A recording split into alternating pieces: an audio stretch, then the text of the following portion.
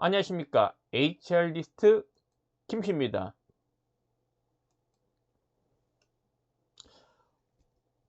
지금 영상을 녹화하고 있는 요 시점이 지금 9월 21일 추석을 앞두고 지금 영상을 찍고 있습니다. 이제 가을이에요. 그래서 아침 저녁으로 춥더라고요. 이제 긴팔이 이제 그 제격인 것 같아요.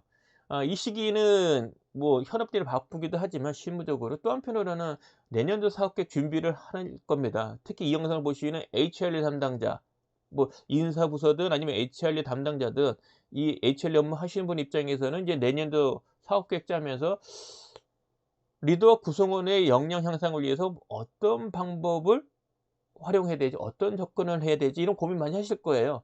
오늘은 그런 주제에 관련해서 좀 이야기를 나누고자 합니다. 직장 내 기성세대는 선배인가 꼰대인가?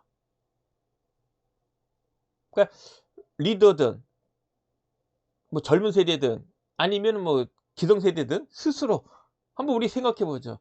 과연 기성세대에는 부서 내 기성세대 주로 이제 그 연차가 많은 뭐 15년 차에서 20년 차 그쯤 되는 선배들을 우리는 뭐 기성세대라 부르자고요. 과연 이들은 선배 직원인가 아니면 꼰대인가? 이 질문에 사실은 답을 해야 돼요. 리더 또는 젊은 세대 또는 기성세대 자신이 이 질문에 답을 해야 되는 시점을 맞이한 것 같아요, 가면 갈수록. 그래서 오늘은 이와 관련된 이야기를 나누고자 하는데요. 이미 제 그 네이버 블로그 HR리스트에 이미 있는 글입니다. 그걸 토대로 말씀을 드릴게요. 젊은 세대 입장에서 보면은요, 인제는 그 리더를 빼고는 사실 모두 다 n분의 1 이에요. 구성원이에요. 직급도 업되지 않습니까? 호칭도 단일 호칭이에요. 그러니까 젊은 세대 입장에 보면은 연차가 많은 기성세대도 사실은 동료인 거예요. 그냥 같은 구성원, "당신 리더 아니야." 그럼 같은 구성원, 이렇게 볼 수가 있어요. 그러니까 그렇게 보는 게 나쁘다는 아닌 것 같아요. 그러니까 그런 시대를 맞이하고 있다. 그런데 속사를 보면은 세대가 다르면 인식의 차이가 좀 있는 것 같아요. 그러니까 젊은 세대가 기성세대를 보든 기성세대가 젊은 세대를 보든 인식이 좀 차이가 있어요. 예를 들면 인생관, 직장관, 일을 바라보는 관점, 동료에 대한 관점 등의 차이가 나요. 그 자체가 맞다 틀리다 문제를 떠나서. 또는 우리 뭐 일반적으로 보세요. 가정 내 자녀와 부모 간에 있단 말이에요. 그리고 자녀 부모 간에도 차이가 인식 차이가 있고 자녀 간에도 형제 간에도 인식 차이가 사실 존재해요. 하물며 회사 내에서 직장인 간에 인식 차이가 있는 건 당연한 거죠. 그걸 뭘 할 수는 없어요. 그죠? 그런데 회사 내에 있는 한 단위 조직에 있는 리더 구성원 입장에서 보면은 사실은 같은 방향을 바라보고 같은 생각과 행동을 해야 돼요. 즉 회사에서 정한 조직 문화의 지향점과 행동 방식, 그리고 구체적으로는 회사에서 정한 미션, 비전, 중장기 경영 전략 달성을 위한 핵심 가치와 리더에게 요구되는 역량을 알고 모두 다 실천해야 돼요. 여기서 열애가 없는 거죠. 그리고 고성과를 내는 조직의 특징이 있단 말이에요. 요령들이 있어요. 그거를 회사에서 일하는 방식으로 정합니다. 규정이나 절차로 만들어요. 그걸 따라야 된다고 강조합니다. 여기서 열애가 없는 거예요. 설령 세대 차이가 있다고 하지만 회사가 정한 전사 목표 달성을 하는 과정에 있어서 구성원들에게 요구되어지는 어떤 행동과 인식의 어떤 그 기준, 이거는 사실은 똑같이 요구한다는 겁니다. 여기서 예외가 없는 거예요. 특히 고성과를 만드는 데 필요한 어떤 절차 규정이 있으면 모두 따라야 된다는 거죠. 예외가 없는 거예요. 지금까지 회사를 보면은요, 잘 나가는 회사 보면 특징이 있어요. 그러니까 리더와 구성원이 같은 방향을 향해 고성과 조직을 만드는 데 필요한 사고와 행동을 여리 없이 한다는 거죠.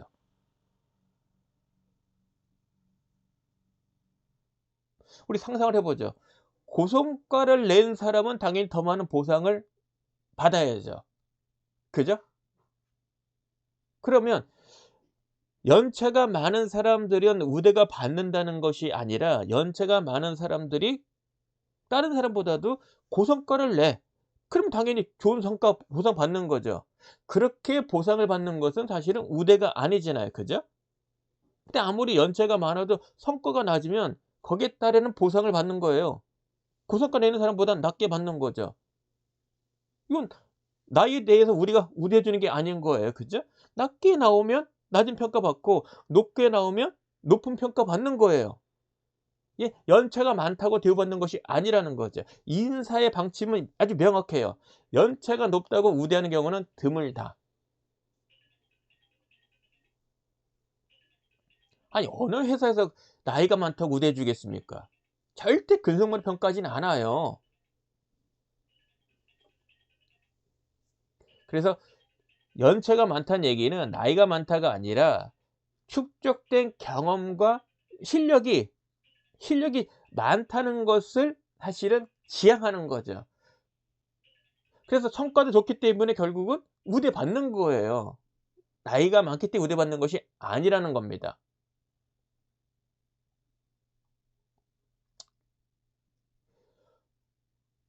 젊은 세대의 경우 입사해서 어떤 고성과를 냈어요. 그럼 당연히 보상받죠. 그죠? 그러니까 구성 연수가 낮다고 부당하게 평가받질 않아요. 하지만 대부분의 회사에서는 인사평가에서 1년 차 때는 사실은 평가를 유예해요. 왜냐하면 경험과 실력이 검증 안 된 상태에서 낮은 성과를 받을 때 불이익을 주기는 어렵다는 거죠. 왜? 아직 경험이 축적이 안 됐고 전문성이 아직까지는 축적되지 또 발휘하기 어렵다는 여건으로 보기 때문이에요. 그래서 젊은 세대의 경우 고성과가 나왔다면은 당연히 거기에 대한 평가를 받지만 또 한편으로는 저성과를 나오면 저성과에 대한 평가도 받아야 되잖아요. 하지만 회사 입장에 봤을 때는 일괄적으로 봤을 때 아직 그와 같은 성과를 내기에는 시간이 더 필요한 시점이고 경험과 그 능력 부분에 대한 것이 좀 축적돼야 되는 시기라고 해서 평가를 한 시로 해서 유예한단 말이에요. 이게 과연 불리한 거냐? 그건 뭐 당사자 입장에서 판단을 해야 될 거예요. 하지만 많은 사람들이 기성세대들은 그런 과정을 거쳤다는 걸 좀 알려드리고 싶고요. 통상적으로 회사 내에서 능력 발휘 시점을 본다면 통상적으로 한 3년 차, 한 3년 정도의 경험을 쌓여야 그 직무에 대한 전문성을 갖췄다고 볼 수 있는 거죠. 어떤 실력과 경험을 갖고 있다는 거죠. 그래서 보통 우리 경력사으로 볼 때는 한 직무에 3년 이상의 경험이 축적된 사람, 그 3 년의 경험이 또 발휘가 됐으니까 거기에 맞는 보상도 나왔겠죠. 그러니까 성과가 있겠죠. 그 경험과 능력을 사는 거예요. 경력성을 뽑는다는 얘기는.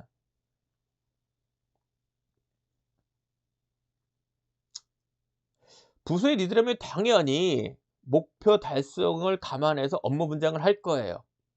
그리고 인사평가에서 공정성을 확보하기 위해서는 각 구성원들한테 목표를 나눠 주고 목표치 설정과 그다음에 측정 방법과 실행 방법에 대해서 합의를 할 겁니다. 합의가 안 되면 당연히 연말 평가 때 상당히 공정하지 않다는 소리 나오겠죠. 그런 것을 막기 위해서라도 목표를 설정하고 배정하고 측정 방법과 그다음에 실행 방법을 정할 때 합의를 해요. 또 한편으로는 구성원에게 할당된 목표가 달성돼야 단위 조직에 할당된 목표를 달성할 수 있기 때문에 구성원에게 개개인별로 맞춤형의 어떤 역량 개발 기회를 제공하려고 노력할 거예요. 요즘 리더가 이러지 않으면 큰일 나요, 사실은. 단위 조직의 목표 이게 되기가 쉽지 않거든요. 따라서 모든 뭐 리더뿐만 아니라 구성원 모두는 역량 개발을 해야 돼요. 그러니까 리더 입장에 보면은 자신의 역량 개발도 중요하지만 구성원의 역량 개발을 해야 되는데 이게 구성원이 한 명이면 몰라도 여러 명이면 쉽지 않다는 거죠. 왜? 맞춤형을 해 줘야 되거든요. 연차가 많은 숙련된 구성원에 대해서 그다음에 아주 이제 초짜 신입 젊은 세대에 대해서 또는 뭐 연차가 좀 뭐 3년 이상이 된 뭐 경험이 있는 어떤 그 숙련된 직원은 크게 보면 한 세 종류로 나눠져요. 심한 경우는 구성원 입장에서 리더보다 나이가 많은 입사한 연도로 치면 선배 사원이 있을 수 있단 말이에요. 요즘은 팀장도 팀장이 아니면 그냥 구성원으로 그냥 내려와서 n분의 1로 업무를 맡아서 하게 됩니다. 그러다 보면은 리더가 후배인 경우도 있거든요. 어쨌거나 리더 입장에서는 각기 다르는 입장에 있는 구성원을 대상으로 역량 개발을 해야 돼요. 이게 쉽습니까? 특히 특히 젊은 세대에 대해서 구성원들에 대한 그 전문성을 높이는 걸 해야 되는데 리더 입장에서는 의지할 수 있는 게 기성세대밖에 없어요. 경험과 어떤 그 전문성을 갖고 있는 기성세대의 도움을 통해서 젊은 세대에게 기성세대의 그런 경험과 전문성이 사실 전수돼야 되는 거거든요. 그래서 필요한 게 사실은 OJT예요. 또는 뭐 멘토링 부릅니다. 대전제 조건은 기성세대 중에 고성과를 내는 어떤 기성세대의 전문성과 실무적인 경험 노하우가 구성원에게 젊은 세대한테 전수되는 거죠. 그런데 이게 잘 되느냐 회사마다 달라요. 보편적으로는 회사 규모가 큰데 흉대일수록 OJT는 좀 수월하게 이루어져요. 하지만 회사 규모가 적고 좀 매출이 낮은 데는 현실적으로 기존 근무자 여기는 뭐 연체가 많은 기성세대도 포함해서 젊은 세대한테 OJT나 어떤 멘토를 통해서 전문성과 그 노하우를 실무적인 노하우를 전수하는 것이 원활하지 않은 것이 통계적인 자료로 나와요. 이 경우는 이해되는 게 나의 대체자인데 대체자한테 나의 노하우 알려준다? 그게 쉽겠습니까? 나의 대체자한테 나의 노하우 알려준다? 이거 쉽지 않은 거죠. 내 노하우를 알려준다는 거예요. 그것도 잠정적인 어떤 그 대체자한테. 당연히 좀 원활하지 않겠죠. 또 한편으로는 젊은 세대도 기성세대도 단일 호봉에 단일 호칭으로 하잖아요. n분의 1이잖아요. 그러니까 결국 자신의 능력 그 목표 달성에 필요한 역량의 개발은 사실 개인의 몫인 거예요. 그래야 페어한 거죠. 각자 능력 개발에 대한 걸 스스로 노력한 결과물로서 성과를 입증하는 거죠. 누구의 도움을 받아서 나의 역량 개발이 돼. 그래서 나오는 성과. 그러면 이 성과가 도움을 준 사람이 성과가 낮을 경우 이건 또 엄폐하지 않겠어요? 이런 생각도 가질 수 있는 거죠. 그럼 결국은 전수를 시켜주는 사람 입장에서 내 손해 아니야 라고 생각할 수 있다는 거예요. 이건 페어하지 않다는 거죠. 지금은 그런 인식들을 지금 갖고 있는 것 같아요. 젊은 세대가 기성세대를 보든 기성세대 젊은 세대 보든 지금은 각자 주어진 업무를 통해서 목표를 달성을 하는 과정에 필요한 역량 개발은 각자의 몫인 거예요. 근데 회사 차원에서는 기성세대가 갖고 있는 그 전문성과 노하우를 그 사람 안에만 가두고 싶지는 않을 거 아니에요. 그래서 제도적으로 모든 구성원들은 역량 개발의 기회를 받아라. 그게 IBP예요. 그리고 회사에서는 신규 입사자 같은 거는 OJT 멘토링 해 주는 게 전부예요. 근데 이것을 역량 개발해 줄 수 있는 것을 리더 입장에 해줄 수 있는 게 많으냐? 없어요 사실은. 지금 말씀드린 거 빼고는. 그러면 회사의 도움을 받을 수 있느냐? 사실은 교육기관 부서 또는 HRD를 하고 있는 담당자 입장에서 각 부서의 직무 전문성을 높이기 위한 교육과정을 기획, 개발, 운영하는 것은 사실 불가해요. 할 수가 없어요. 자기 것도 못하는 판인데 하물며 생산, R&D, 재무, 영업 쪽에 대한 교육과정 개발, 기획을 운영할 수 있습니까? 못해요. 그걸 할 수 있는 거는 현업부서예요. 외부 교육을 가는 것도 IDP라는 제도를 통해서 외부 교육 가는 것도 하나의 방식이지만 실제 필요한 교육은요. 우리 부서의 직무 베테랑의 전문성과 노하우를 전수받는 거예요. 모두 다가 그 베테랑만큼의 전문성과 수행할 수 있는 능력을 사실은 그만큼 개발되는 것이 직무 전문성의 방책이에요. 그러려면 리더가 직접 나서야 되는 거죠. 우리 부서에 필요한 사내 교육을 할 수 있는 여건을 만들어야 돼요. 그래서 회사에서는 그런 것을 도와주는 겁니다. 사내 강사를 양성을 통해서 직무 전문성을 위한 사내 교육을 할 수 있는 강사 양성을 해 주는 거고요. 그 행위를 교육으로 인정해 줘서 강사료하고 교육비를 지원하는 겁니다. 뭐 교재 개발비라든지. 그러고도 소환되는 거는 외부 교육가라 이거죠.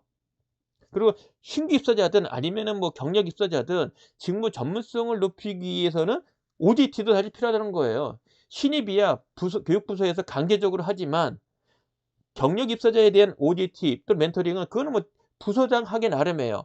회사에서 강제성은 안 두지만 부서장이 하겠다 그럼 할 수 있는 거예요. 그걸 마다할 수는 없습니다. 지금 현상을 보면은 과거보다 지금 입사자들이 높은 연봉을 받아요. 물론 기성세대도 높은 연봉 받아요. 그 워라밸도 존중받아요. 그죠? 그리고 법적으로 지금 갑질의 보호를 받아요. 갑질로부터 보호를 받습니다. 그리고 지금 시기적으로 공정한 평가 보상이 핫 이슈예요. 여기서 벗어나면 큰일 나요. 이런 여건 속에서 회사로부터 목표를 받아요. 그 목표가 성과 목표니까 비전 달성을 위한 중장기 경영 전략의 목표 중에 올해치의 목표를 할당받은 거예요. 말도 안 되는 아주 어려운 목표인 거죠. 근데 사실은 그거를 할 수 있을 만큼의 어떤 보상을 또 받기도 해요. 그게 싫으면 나와야지 뭐. "아 나 이거 목표 달성 못해. 에이 나 나갈래." 그럼 나와야죠. 그게 아니라면 다시 그거를 달성하는 입장에서 접근을 해야 돼요. 근데 막상 보니까 젊은 세대 입장에서 보면은 n분의 1로 뭐 젊은 세대나 기성세대는 똑같이 n분의 1로 취급받지만 사실은 회사에서 바보가 아닌 이상 기성세대한테 연봉을 많이 주는 거는 그만한 목표를 줬고 그거를 달성을 해냈기 때문에 성과가 나왔기 때문에 거기에 맞는 보상을 주는 것뿐이에요. 저성과자인데 연차가 많아 가지고 보상을 높게 해 준다? 그런 회사 없습니다. 그럼 젊은 세대 입장에서 볼게요. 과거보다 고연봉자예요. 워라밸도 존중받아요. 공정한 평가 보상도 존중받아요. 뭐 당연한 거지만. 그리고 갑질로부터 보호받아요. 그런 여건에서 고연봉이란 말이에요, 과거에 비하면은. 그러면 뭐 1 년차 때 예외가 되지만은 말도 안 되는 목표를 할당받은 것 그 자체는 사실은 타당한 거예요. 여기서는 예외가 없는 거죠. 기성세대든 젊은 세대든. 근데 젊은 세대 입장에 보면은 그 회사에 입사한 지 얼마 안 됐으니 당연히 그 회사의 직무 수행 경험과 전문성은 낮죠. 신입이라고 해서 업무를 만만한 것만 줄 수는 없잖아요. 그거를 달성하는 과정에서는 직무에 대한 수행 경험도 필요하고 전문성도 필요하단 말이에요. 갭이 있단 말이에요. 그 목표 담당한 목표를 달성하기 위한 갭이 필요해요.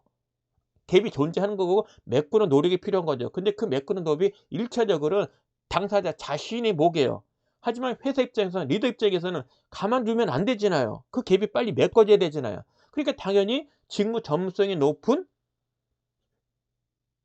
기성세대, 기성세대의 도움을 기성세대의 도움을 요청하겠죠.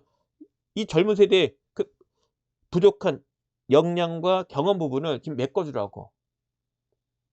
이 도움 없이는 사실은 빨리 젊은 세대들이 전문성과 그 실무 경험의 노하우를 빨리 채우고 목표와 현재 수준의 갭을 메꾸는 능력이 도움 없이는 불가능해요, 능력 개발이.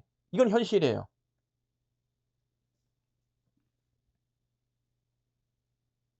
그런 측면에서 그런 측면에서 기성세대를 특히 연차가 많은 기성세대를 우리가 꼰대라고만 보기에는 사실 장점이 많아요.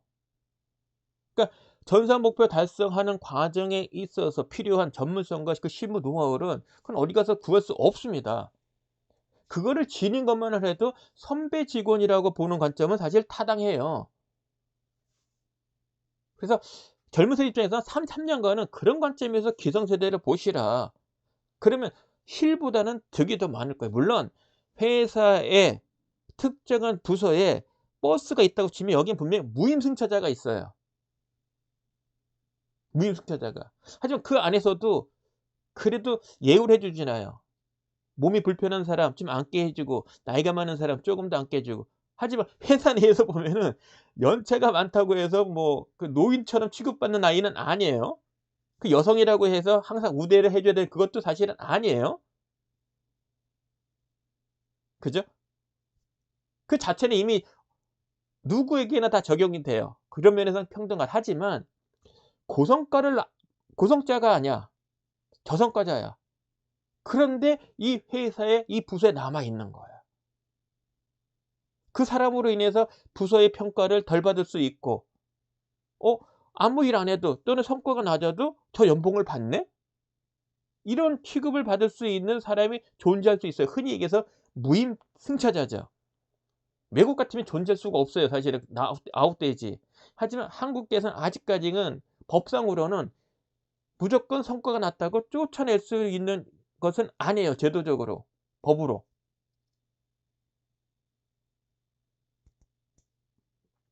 따라서 그런 사람이 있다고 해서 그 사람이 나이가 많다고 해서 '아 기성세대는 꼰대야.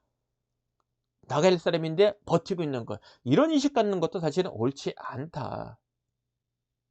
그래서 젊은 세대 입장에서 제가 질문을 드리면 함께 근무하고 있는 부선에 근무하고 있는 기성세대, 그들은 꼰대일까요? 아니면 선배일까요? 어떤 관점에서 여러분 보이나요? 만약에 선배 사원으로 여러분이 보인다면은 그들에게 적어도 3 년간은 직무 전문성과 직무의 노하우를 배울 가치는 있다. 그런 관점에서 상호 존중은 필요하다. 아무리 n분의 1 이고 단일 직급이고 단일 호봉이지만 그 자체 고성과를 만드는 데 필요한 전문성과 노하우를 갖추고 있다는 그것만으로도 선배 직원으로 예우, 대우해 주는 거는 타당하다. 그거는 실보단 덕이 많다라고 얘기하고 싶습니다. 물론 저의 이야기에 다른 관점을 가질 수가 있을 거예요. 뭐 그거 인정. 그건 인정합니다. 그래서 여러분이 인제 판단이에요. 특히 젊은 세대가 이 동영상을 보신다면 여러분이 이제 스스로 인제 판단하셔야 돼요. 질문을 제가 던졌고요. 이제 스스로 답을 찾아보십시오. 그래서 HR 담당자 입장에서 이 영상을 보신다면은 그래서 기성세대들 어떻게 젊은 세대에게 무리 없이 전수하게 만들 거냐. 그러려면 부서 단위의 직무 전문성을 높이기 위한 교육 과정이 개설되고 운영되고 그로 인해서 잘하고 있는가 또 평가도 해 봐야 된다. 그런 관점에서는 HR 담당자가 직무 전문성을 강의할 수 있는 강사, 사례 강사 양성도 필요하고, 그리고 교육 과정 개발에 필요한 그 전문성은 없잖아요. 또 리더 또는 뭐 그 실무적으로 그 강의할 강사들을 대상으로 해서 교과목 그리고 교육 과정, 뭐 하루 이상 되는 교육 과정에 대한 계획서를 작성할 수 있는 그런 교육, 그다음에 강의할 수 있는 강사 양성 교육, 이런 교육에 대한 것을 교육 HR 담당 입장에서 고민하시고 개설을 해 줘야 될 필요가 있다. 그게 좀 필요하다고 봅니다. 그래서 내년도에 그런 교육 과정 부서마다 직무 전문성 높이기 위한 자체적인 교육 과정이 한 과목이든 또는 여러 개 과목이든 개설이 되고 운영되는 것을 목표로 삼아서 한번 접근해 보는 게 어떤가 싶고요. 그러려면은 직무 전문성을 높이기 위한 직무교육, 사내 강사 양성 교육, 그리고 자체적으로 교육과정 개설을 필요한 그런 워크숍, 그런 교육들도 좀 필요하다고 봅니다. 자, 내년도 사업 계획을 준비하는 관점에서 여러분의 도움될 만한 이야기를 한 거고요. 그리고 젊은 세대 입장에서 좀 궁금한 거, 과연 기성세대를 꼰대로만 봐야 되나? 아니면은 선배 사원으로 봐야 되나? 이런 고민 혹 계신다면 선배 사원으로 보시라. 그게 득이 더 많을 거다라고 생각이 들고요. 연처가 되신 기성세대 본다면 선배 역할로 좀 여러분이 해 보시라. 그게 또 도움 됩니다. 자, 이상으로 영상 마치겠습니다. 고맙습니다.